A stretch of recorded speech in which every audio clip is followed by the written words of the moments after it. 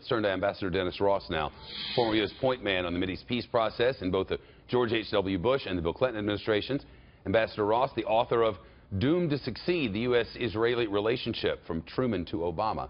He's now a Fox News contributor and live with us in Washington. Mr. Ambassador, thank you. Good to be with you. Thanks. Real hope for change, said the Israeli Prime Minister. Aside from hope, do you see any evidence of such a thing?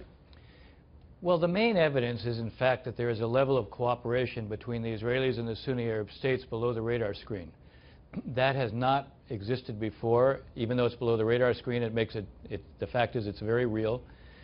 What is significant is two things. One, it's still below the radar screen because of the Palestinian issue. And two, the relations between Israelis and Palestinians, certainly between the Israeli and Palestinian leader, has been one that's characterized by deep distrust and deep disbelief. So you have a context that is different because you have a new asset. That's the cooperation of Arab states with Israel on very practical issues related to security, but you still have very wide gaps between the two sides on the substance and the core issues that confront them, and real psychological gaps as well that have to be overcome. Does either side, in your estimation, seem willing to budge on what you described as the core issues? At this point, I don't see any evidence of that. And that's one of the reasons I don't think you start on the core issues. If you start on the core issues, I mean core issues like Jerusalem, refugees, borders, security. If you start on those issues, you drive each side to their maximal positions. If you want to get at those issues, first establish some foundation for peacemaking.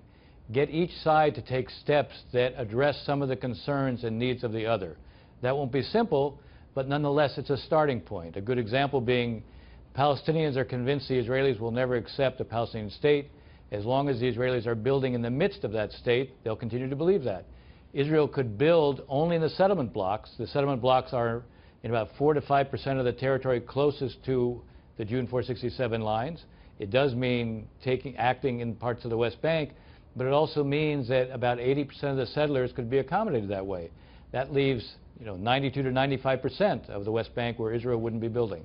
The Palestinians could address a fundamental Israeli need, either by stopping the financing of the Martyrs Foundation, which literally rewards the families of those who try to kill Israelis or kill Israelis and are put in prison, or something else that the Palestinians could do. They could acknowledge that there's two national movements, two national identities. That's why you need two states for two peoples. The Palestinians have never acknowledged that the Jewish people were entitled to a right of self-determination.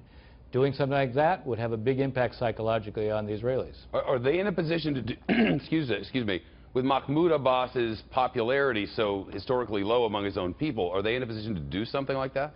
It would be very hard. It takes on the very Palestinian narrative. And your point is right. He is not popular among his own people. But here's where the Arabs come in. Here's where you look for the Arabs to create a cover, maybe for both sides. In the case of the Palestinians, because they're too weak, too divided, because their leadership is weak, they need a kind of cover. They need the Arab states to assume some of the responsibility for making any steps. He could take a step where he says, look, the Arab brethren are calling on us to take this step. That's also important for the Israelis because some of the steps that they would take towards the Palestinians, like, for example, not building outside the settlement blocks, that would be very difficult to do given this coalition within Israel. But if they can point to what they're receiving from the Arab states, then they can rationalize it.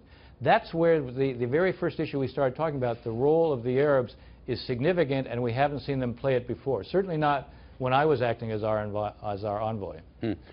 Before you go on the matter of Israeli intelligence being shared by the president with the Russians, you read a lot of different and conflicting reports on where the Israelis really are with that.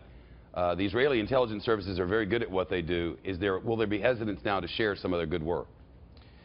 First they'll still be under the guidance of the Prime Minister, and the Prime Minister has made it very clear he's not going to allow what happened to either mar this visit or interfere with what has been a profoundly important relationship between our intelligence services.